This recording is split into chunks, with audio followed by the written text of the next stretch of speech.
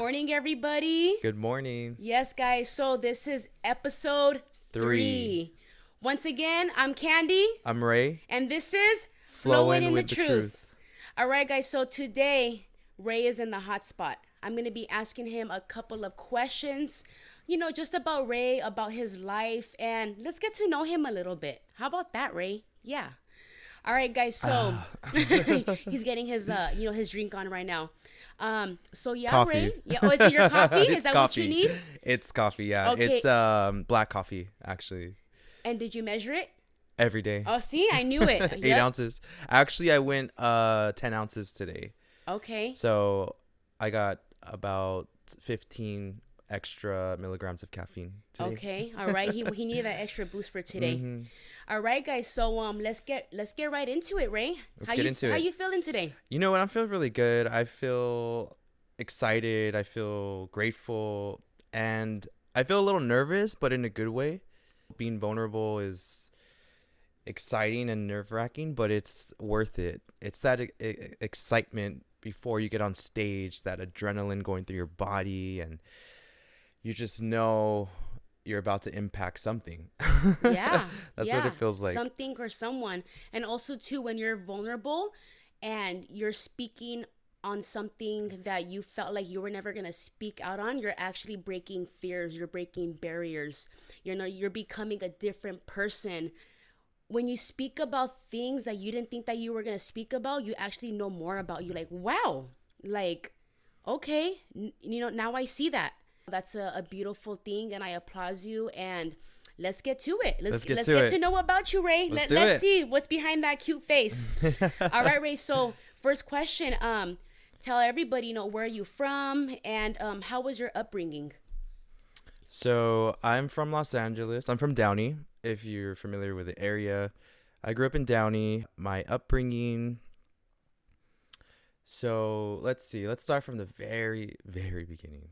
Okay, let's do it. My parents moved to Downey when I was about 2 years old.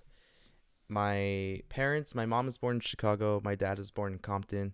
And my grandparents my grandmas were born in Wyoming and Watts.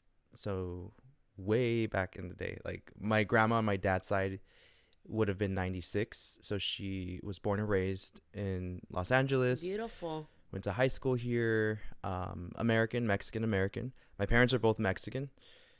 My grandpas are the ones that are from Mexico. So my grandpa on my dad's side is from Mexico City, and my mom's side is from Zacatecas. But yeah, so my parents are American. I'm American, and my grandparents, my grandmas were American. So I have that Mexican culture and that American culture embedded in me, and that's who I am. I grew up going to private Catholic school in the very beginning. My family's Catholic, so I still hold some value, to God, and I definitely feel more spiritual rather than following a specific religion, but that's just me. Definitely. My parents are entrepreneurs, and they haven't always been entrepreneurs. Like they used to work the 9 to 5 and do that. And I'm the youngest out of 4 brothers. So I have 3 older brothers, and I'm the youngest. So we have a big age gap too. Wow. Were you always the spoiled one? Oh man, that's what everybody says. And I mean, honestly, I'd say sure. My parents were more established when I was born, so I did have more of a benefit to more resources and more knowledge from them, because they were younger when they had my other brothers. So good. And that's how it should be. That's how it should be. Like, especially like our generation, like we should be setting up, our kids, our nephews, our nieces, to have these things, that we didn't have, growing up. But that's beautiful. You said that your family's from LA, so did you grow up like in the Chicano scene, lowriders? Like, tell me, like, were you up in the hood? What's up with all that? Well, my family was in the hood, but by the time I was born, they were out of the hood. So Downey is not hood. It never has been. All right. But no, my dad grew up in Compton, so he definitely had, my family on my dad's side definitely has that, like, that culture, that Chicano culture embedded in them. Yes. And that's just, who they are and how they speak, and just, that's something that I've been around my whole life. And they've definitely like to make it a point that they got out of the hood. But I think it's a beautiful thing, you know, to be who you are and to be never forget where you come from. That's right. I mean, my family taught me how to fight, you know, how to defend myself, and don't let anybody mess with you and all those things. That's right. Better take them hoops off, you know? Put them sleeves up. Hey, I was forced into learning it, so I mean, I'm thankful now. But when I was a kid, when they put me in boxing matches and make me fight the neighbor down the street for like their entertainment, I hated it. I'm like, oh my god, just don't hit my face, like don't knock my teeth out. Yeah. You can't hit them teeth. Yeah, That's so beautiful. I wanted to ask you, so your parents, how are they doing today? Are they still together? How was it? You know, how's everything working out for them and your family? Yes, my parents are still together. They've been together for over 30 years. Wow. My mom and dad have always been in my life, and they have definitely showed me a example of a relationship. They've always stuck together. They've always had this partnership that just felt normal, and it just felt right. You know, I didn't know anything other than that. So I can say I'm definitely grateful for having them and to be who they are. They were these role models to me that showed me relationship and showed me what it takes to be in a relationship. And, you know, you don't give up. You don't leave someone. You work through it if you really, really love them, if you want to be with them. If you feel like that you're a person, you stick to it. We're not perfect, you know, we make mistakes and things happen. So I think they really showed me what love is to a person. Beautiful. by not abandoning them and stuff. Wow. What's one thing that you can tell me that your mom has taught you, you know, that you see in your mom, you're like, wow, this woman? And what's one thing that you could tell me about your dad when you look at him, you're like, wow, this is what my dad taught me? Wow. Oh my God. I'm like, my eyes are tearing he's getting a little teary. I know you didn't expect those questions, huh? I go deep. I love it. I love it. You know, when I look at my mom, I see this tough woman who raised 4 kids and was the oldest sibling out of 12, and started, you know, being that figure to her younger siblings, and who has taught me to be the tough man that I am. And she's definitely given me tough love, but she's given me soft love. She showed me a lot of both sides, you know, that feminine energy that I didn't have in my family, because my family is literally like all guys, all boys.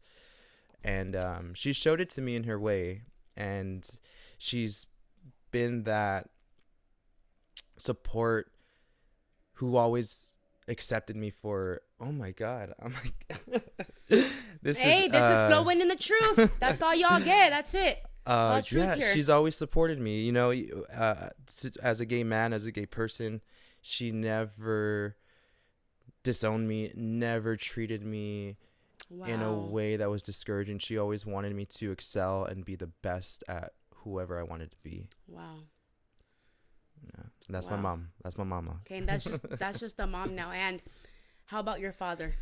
Oh, my dad. I love my dad. My dad definitely shaped me up to be the man I am as well. He's definitely that masculine figure that was a great example, because he showed me how to care for people. How to care for people. And how to be a great person in the world. It wasn't about like trying to be mean to people and drag people down. My dad never taught me that. He was actually a sports coach. So he was one of my coaches when I got into sports later on, but he had been doing it for years, 20 years before I, you know, started sports. So his mentality was like good sportsmanship, you know, to always present yourself in the best way, physically, in the way you are to people. So wow, that's really deep. I know I just threw these questions out at you. I mean, we didn't even write them down, nothing. These are just questions that I'm asking him because we flow. You know, I'm just flowing what I feel like I should ask. And the reason why I asked you those questions is because I think it's so important, because there's a lot of people out there that are watching.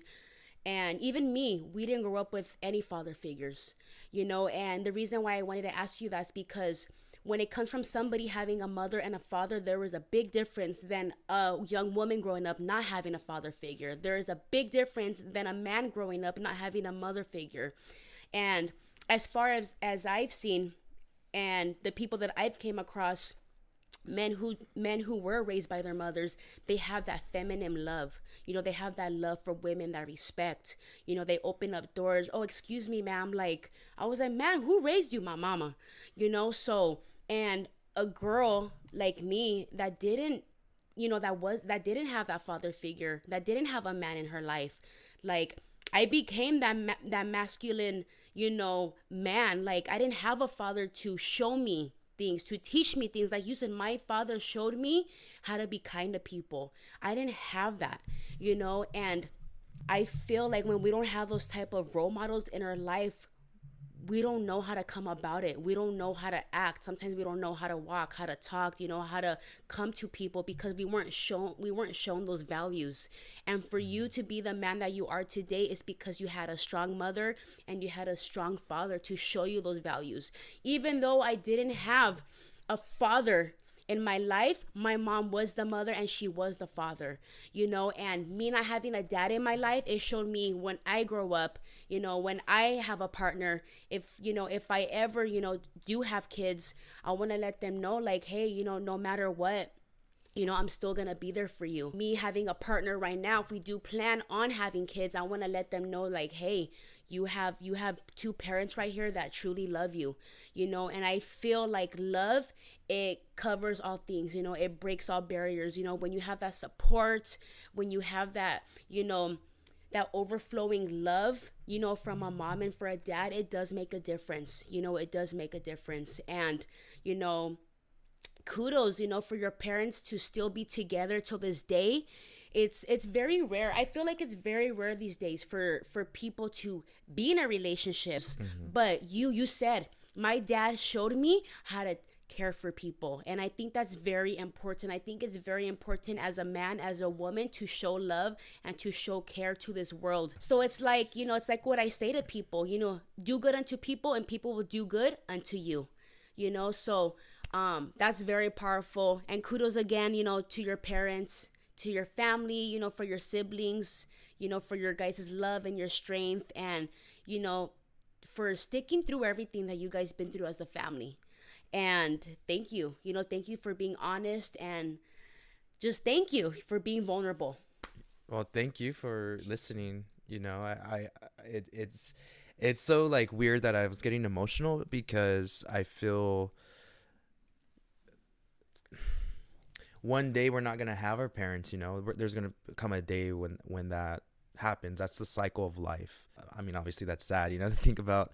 And thinking about my grandma too, who was a part of my life, who lived the house across the street from me from Wow. growing up to the time I moved out of my parents' house. But and she passed last year, and she was just such a huge influence in my life too, and taught me a lot about religion and God, well, spirituality and stuff. And I think just having someone in general that is a role model is what a person could benefit from.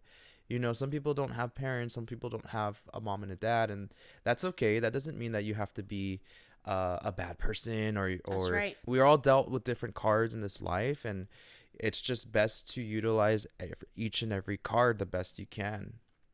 So Exactly. and to be thankful. Yeah. Something that I look at in my past, like, since I didn't have many role models, I tell myself, be that person that you wanted to look up to when you were smaller.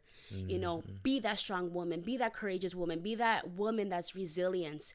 And like you said, we don't have to be a bad person just because we didn't have a mom or dad. There's no excuses, just because we didn't have those blessings in our life doesn't mean that we should make wrong choices, like, oh, I didn't have a dad, so that's why I'm like this. No, no, every day is a choice. You either become bitter or you either get better, from that situation. And like I always say, what you go through in life is what you grow through. So everything that people are going through right now, just take it into a different perspective, learn from it, and just grow from it and become better.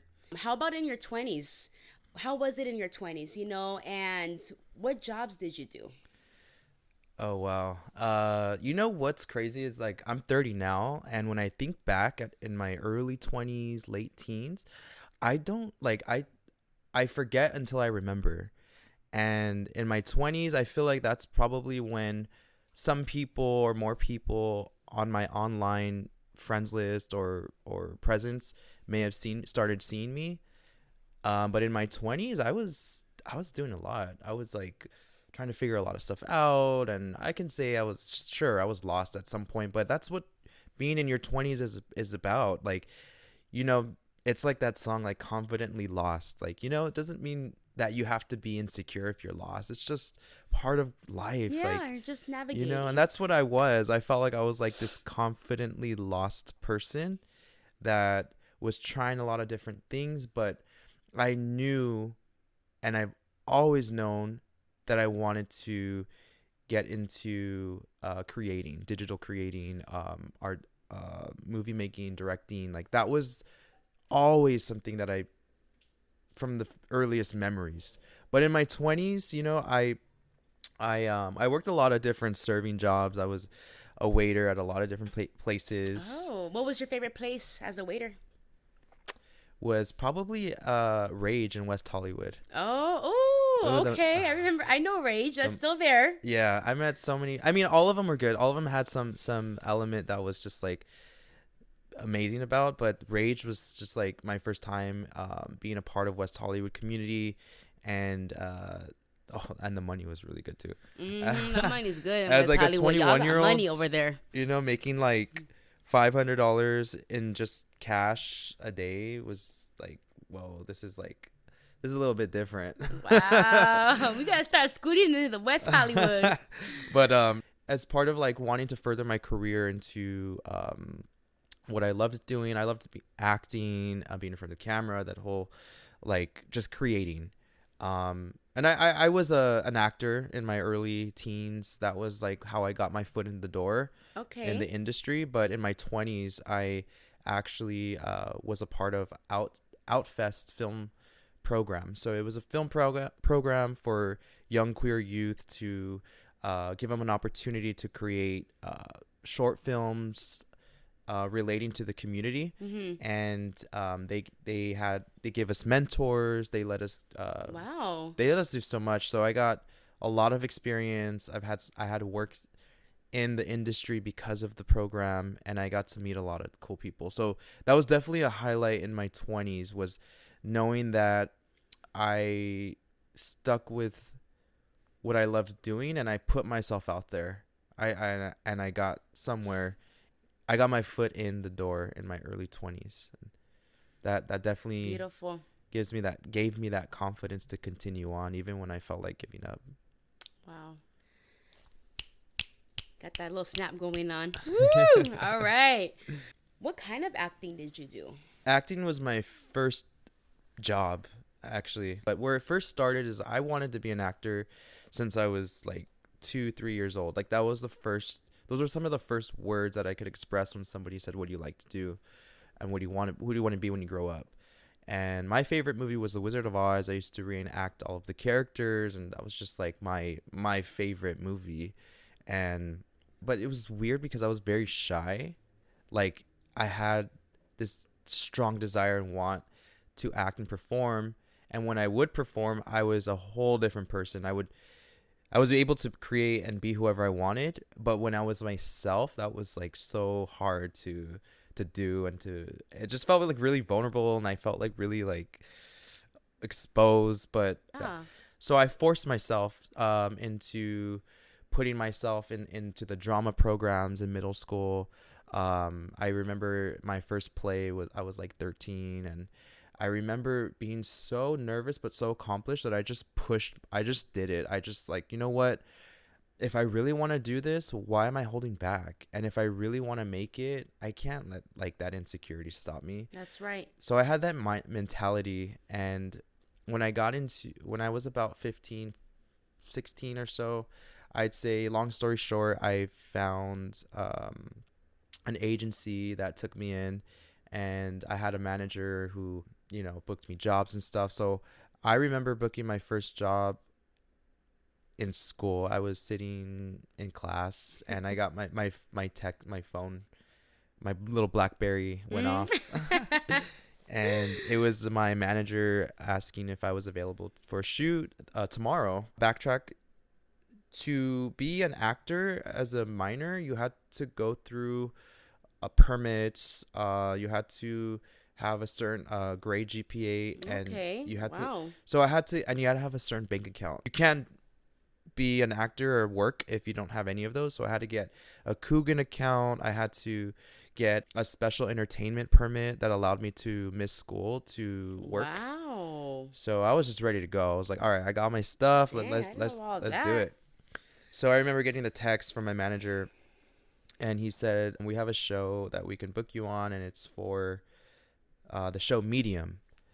And yeah, I remember like booking my first job, and I was 17, and I felt so like proud of myself, and that was my Okay.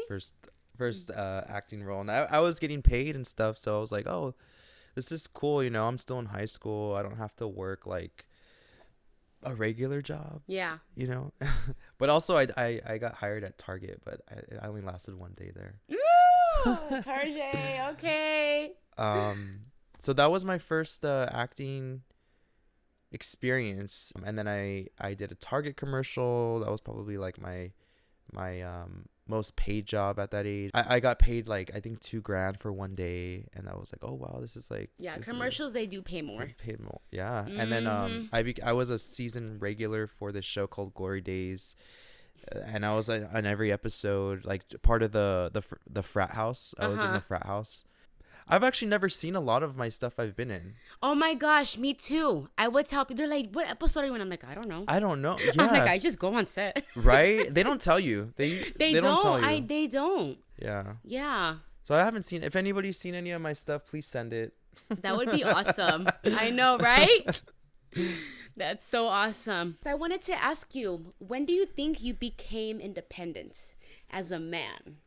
Getting your own place, your car. Tell us a little bit about that. Well, I feel like I've always been independent as in general. Okay. Like I think when you kind of don't have any friends, going to a new school, and just adjusting, you just kind of have to find your own comfort in yourself. And I've always had that. But when I started to act, when I like moved out of my parents' house, and when I got like, everything that I have that I worked for, I was definitely in my 20s. Early 20s, mid 20s. I got my first car when I was 18. I bought it on my own. I was like, damn, oh, I don't want to buy my own car. Like all my friends their parents are buying them brand new cars. And I was like, my parents were like, we can't do that. I'm like, all right, I guess I'll buy it myself. When you buy things yourself, you Oh appreciate my it more. God, yes. Heck yeah. Like you see the value. Yeah, I'm glad my parents told me to buy my own stuff. And dude, just taught me, like, if you want something, you got to get it. You got to work for it. Yeah, exactly. Wait, I gave it to you. Yeah, you just hold so much more. Yeah, like there's so much more value in that. What kind of car? Oh my God, I had my first car was a Ford minivan, green. How did that go? Green. Because I hear Ford fix or repair daily. Yep. Mm-hmm. See, I told you. Woo! That Okay, car tell us gave about me that Ford. so much anxiety. It would overheat. God, I'm good. It would like, oh my God, if I went through a drive-through to my McDonald's God. or something. What happened? And there was like a few cars in front of me, and then one went behind me, and then the heat meter was like overheating, and I'm like, oh my God.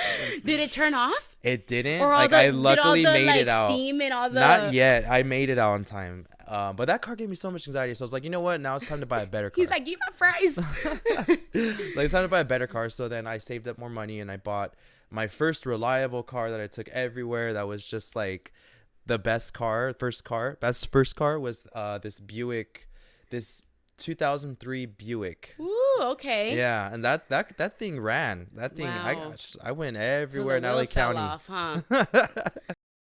And then I got my like brand new cars and stuff like that. Nice.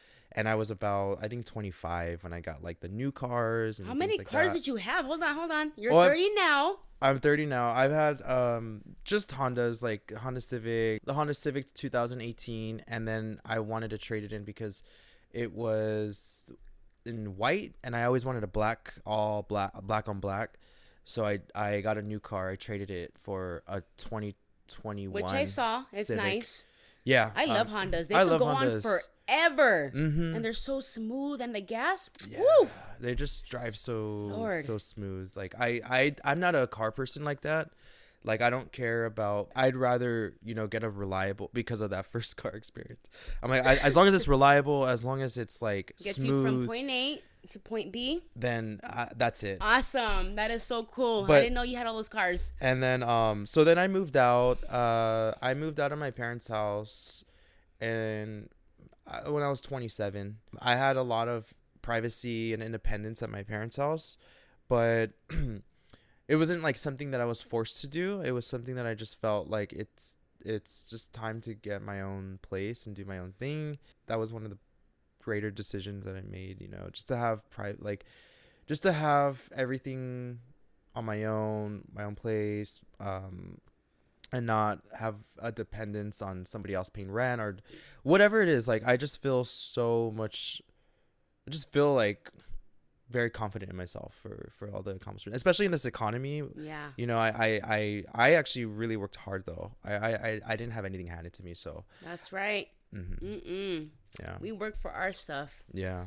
Man, it's in our blood. Mm-hmm. We're lucky to be in America where we have the freedom That's true. to have multiple streams of income, Yes, and so there's many work everywhere. Yes. So although it is hard out there, like I totally get it, but I feel like let's not use it as an excuse. There's opportunity everywhere. People are always wanting to give money. You just got to figure out how you can take it in a legal way. Yes. And you know what? That's awesome because I also tell people and I tell myself, choose your heart. You guys have that choice to either stay where you're at or work for where you want to go to. Mm-hmm. So you guys could keep on complaining and doubting yourself and blaming people and, oh my gosh, it's going to be so hard. My finances, the payments, this and that. All right, then. Sometimes we have to lose some to get some. Okay, and if you guys want to grow in life, you guys have to take chances. Like my best friend used to say, F it, go for it, just do it. Mm-hmm. Just do it. Just like Nike, just do it. Because if you guys don't do it, you're going to regret it. You are. You're going to think 3 years from now, damn, I should have started 3 years ago. If you guys would have started today and within those 3 years or 4, you guys would have that success. You guys would be complete already, done with school, have your house, have your car, whatever your goal is, you're going to have it done. But if you keep on complaining within these 3 years and keep on doubting yourself and choosing your heart, which is what you're going and what you're feeling right now, if you're going to choose all this and still whine, you're not gonna succeed. Mm-hmm. You're yeah, not. You're not. You're still gonna be in gonna that same place, either at way. that same location, have that same car, have that same housing, have that same mindset. Yeah. And look at you still in the same place 3 years later. What you doing, girl? Oh man, I'm still here. Yeah. Girl. Things are uncomfortable. Change is uncomfortable. Like you're not gonna get anything done or be where you want to be if you don't have that uncomfortable feeling. Exactly. So you gotta just do it and just jump, just go for it and do it. Like that is something that I remind myself all the time because I'm not perfect either. Sometimes I have those moments where I'm like, oh, I feel like okay right here, but I'm like, no, I want to have that beach house and I want to have those multiple properties in different states. Like I want to do that. So in order to do that, I'm going to have to put myself in uncomfortable situations to grow. Whether I fail or not, it's a lesson. That's how I see it. Yeah, it is. And you have to go through that pressure, just like a diamond, it goes through that pressure, it gets chiseled and it gets all fine and dined and shiny and able to look that way. Just like us, we need that pressure in our life. We need to get uncomfortable, like you said, because if we're not uncomfortable, where is the change? Where is the transformation? It's like when you go to the gym, you're doing something that's uncomfortable, but you're not limiting yourself. You're not limiting your mind. You're actually doing something that you thought that you wouldn't be able to do. Mm-hmm. Like today, I was doing bench presses, You know, I was doing bench presses, and, you know, I was at 20, and then my coach, he's like, all right, let's go up to 30. I'm like, all right, you know what? Let's do that. He's like, I got you. Okay, I got you. I'm in back of you. I'm going to spot you. I'm like, all right, let's go. I get on the bench. Boom. I'm pushing those babies up like easy, man, like cream cheese. And, you know, we have to get, you know, in that uncomfortable states and able to grow and able to elevate, because if I'm not pushing 30s and I keep on pushing 20s, these muscles ain't gonna grow, baby. Yeah. So enable for my muscles to grow, they have to endure something that they've never endured. That pressure, you know, that challenge. Woo, man, I'm feeling it, man. Getting chills right now.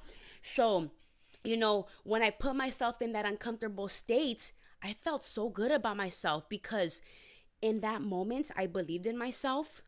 I did something that I wanted to do, because I told myself, if I'm not going to push myself to another level, I'm not going to grow. So like you said, with opportunities, there comes growth, you know, as a person, as a being, as a man, as a woman. So yeah, if you guys are watching right now, and, you know, like what Ray said, you know, just go for it. You know, sometimes you just got to do what you got to do, and actually visualize, guys. Visualize where you're at right now. Visualize your attitude, what you're thinking, what you're saying, what you're doing, who you're hanging around with, because birds of a feather flock together. If you want to see yourself grow within 3 years, you got to sacrifice things. You got to take chances. You got to challenge yourself. You have to get uncomfortable. Okay, it's uncomfortable is really, really good, and I love it when I get uncomfortable. Why? Because I like a challenge. So if you guys want to challenge yourself, and if you guys want to grow, you gotta sacrifice. You gotta sacrifice a lot of things, you know. Yeah, you can have multiple streams of income. You can do it if you want to. You know, it's exactly the way, like you said, the way that you want to live, you make it happen. Yeah. That's all they need to know, honey. Yeah. That's it. All right. So I'm gonna ask you one more question, you know, to shut this baby down. What is your definition of success? Whew, I know it's a loaded question, but it's being able to be with my family, my friends that I love, being able to give love, show love, and to be happy. Right there, mic drop. Yeah. Right there. Amen. That is success, you know, because when people think of success, they think of the riches, right? Success is being happy, having that joy, having that happiness in your life, because when you're happy, you have that peace. When you have that peace, you have that joy. When you have that joy, you have that freedom in your life. And, you know, and then when you have all that, then everything else comes along. Everything else comes along. And it's so true what you said, is happiness was the key word of being successful. Happiness is the key word of being successful. That's right. That's right. So thank you for that. This was an awesome podcast. Thank you for flowing in the truth. You know, that's what it's all about here. Nothing is scripted, it is raw, and that's what you guys are gonna get. So thank you so much, Ray, for being vulnerable and for speaking truth and for having an open heart. You know, this is just the beginning too, you know. This is just the basis of a little bit of my experience, or like who I am, but I'm happy to share, you know. I'm happy to share my story. My story is, everyone's story is unique to them, and now people have a little bit more insight of maybe how I am the way I am or whatnot. But yeah. They get to, you know, they could get to know you a little bit. Yeah, for sure. So thank you so much. That was it, guys. We're gonna shut it down right now. We appreciate you, Ray. And once again, I'm Candy. I'm Ray. And this is Flowin' in the Truth. Peace.